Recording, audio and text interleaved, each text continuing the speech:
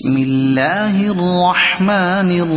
الرحيم الرحمن علم القرآن خلق الإنسان علمه البيان الشمس والقمر بحسبان والنجم والشجر يسجدان والسماء رفعها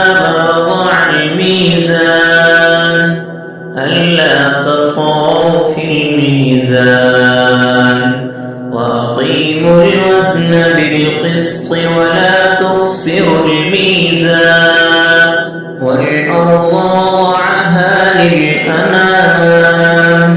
فيها فاكهة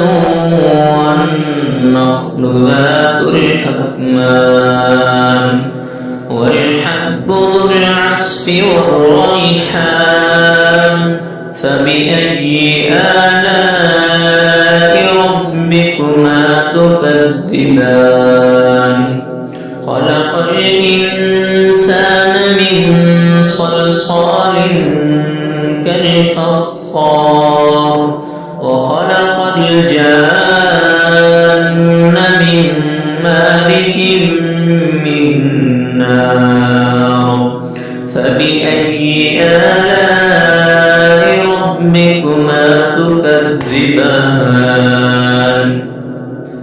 رب المشرقين ورب المغربين فبأي آلاء ربكما تكذبان مرج البحرين يلتقيان بينهما برزخ لا يبغيان فبأي آلاء ربكما تكذبان يخرج منهما اللؤلؤ والمرجان فبأي آلاء ربكما تكذبان وله الجوار